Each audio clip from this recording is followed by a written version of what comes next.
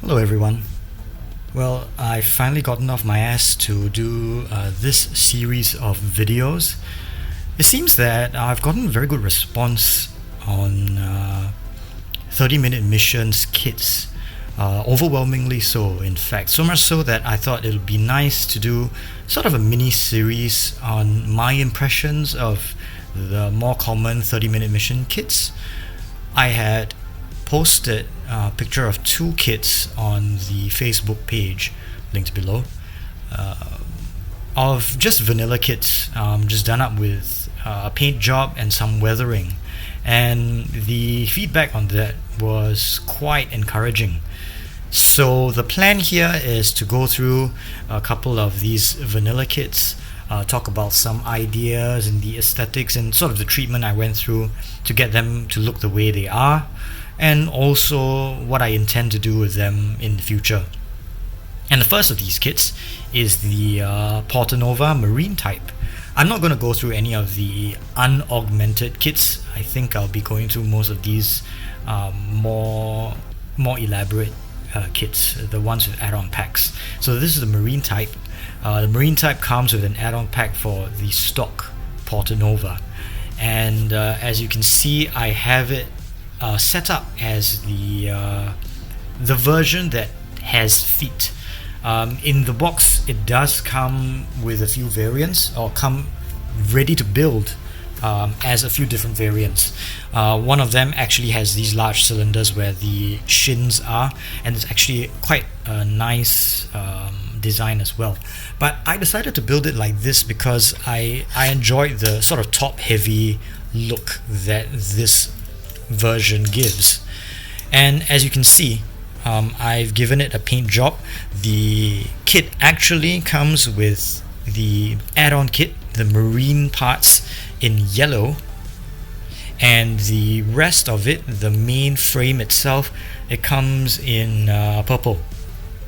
So what I did was, this was actually acrylic paint. In fact, I did a blast of white acrylic paint, Citadel, out of my airbrush, and then went over with a yellow. I'm not sure which yellow, must have been flash kits.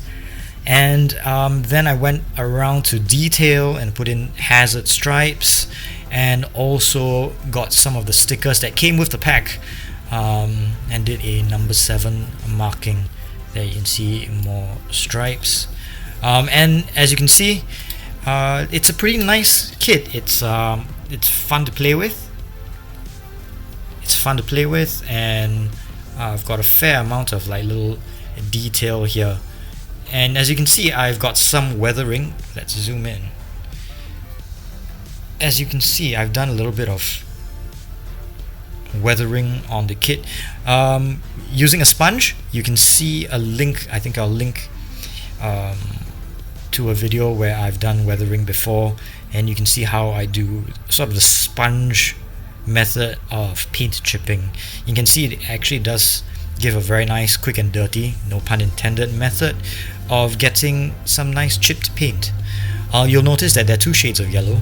In fact, what I had done was I left some of these original parts that were yellow as their original colors, and it sort of achieved this very interesting two-toned effect that I quite enjoy.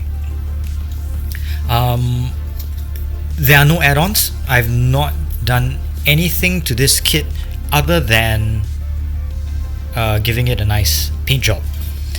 But what I would choose to do actually with this kit, let me give you some room.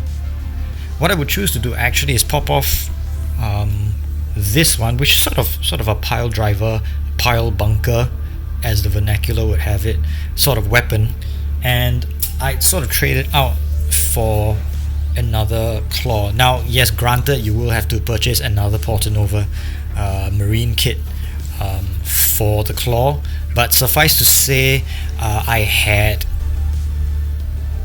legitimate use for the parts from a second Portanova kit for some of my other projects, as you may have seen. And actually now you have sort of a crab mech effect here. In fact, if you actually have the Portanova space type, and you know that the Portanova space type converts into sort of a centaur mode, you can actually give it almost a crab-like kind of look and feel if you're willing to sort of spray the whole thing a limited color. And so this is the Marine kit, and you can see, let's move on to sort of my impressions of this kit in the first place. I want to say first off the bat that the Portanova kit has a weak waist joint, and you'll see in a couple days time when I put up the Alto that this joint here is much better on the Alto than on the Portanova. And you'll see that actually this tends to pop out quite a lot. It is by no means a bad kit. I actually like the Portanova design quite a lot. It's quite hard to fault it aside from that. But another thing that you might want to note, as you can see, the elbows tend to get weak over time, and I think this is a flaw in the early 30-minute missions kits that I don't see in the sort of second wave, the Rabiot and the Shell Nova. But you do see it on the Alto and the Portanova quite severely, and kind of pisses me off. However, you do have a method of strengthening those joints, which I will put in a future video. And there is the Portanova kit. Very fun, but there is a lot to do. There's a lot more you can do with this kit. Now, what can you do with the kit? As you can see, the joints do weaken over time, and that's quite annoying. However, what can you do with the kit?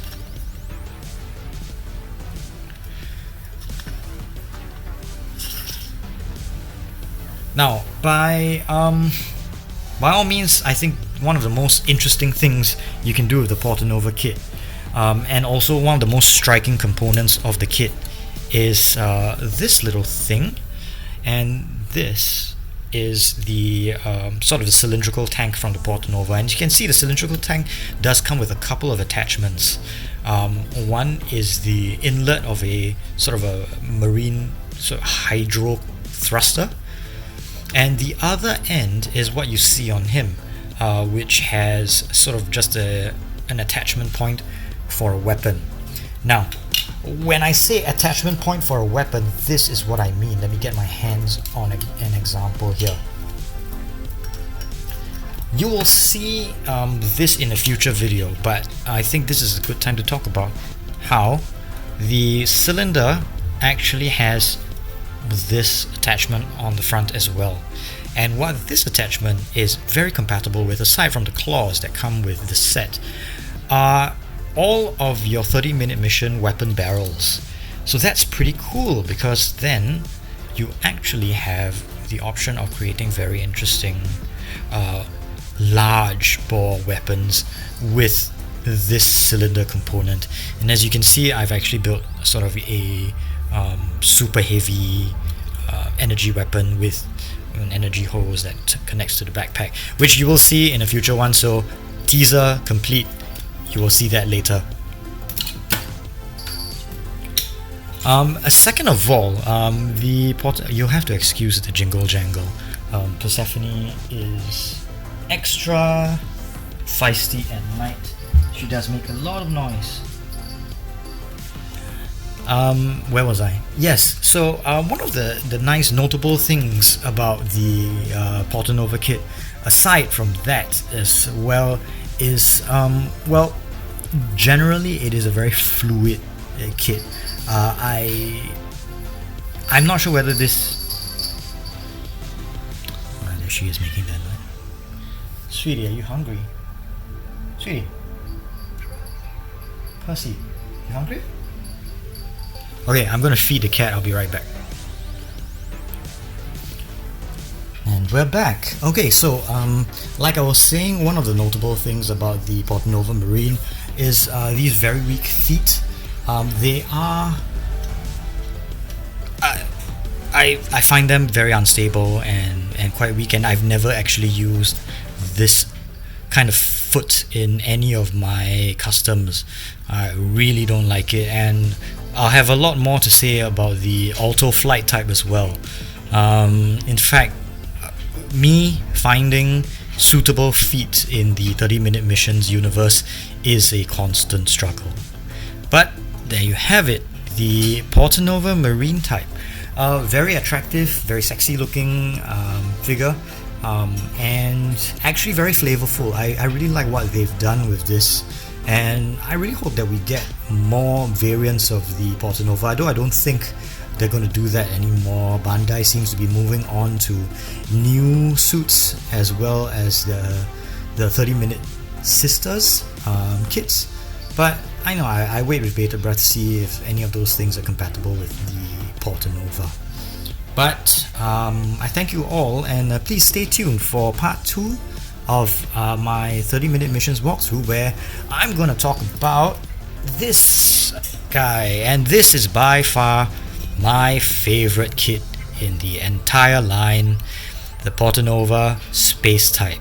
Despite the faults in the torso, despite the weak knees, this is by far my favorite design, and we're going to talk about this in the next video. In the meantime, have a look at my Facebook page, as well as remember to like and subscribe to this channel, and let me know in the comments what you'd like me to do in the future. In the meantime, take care. Bye bye.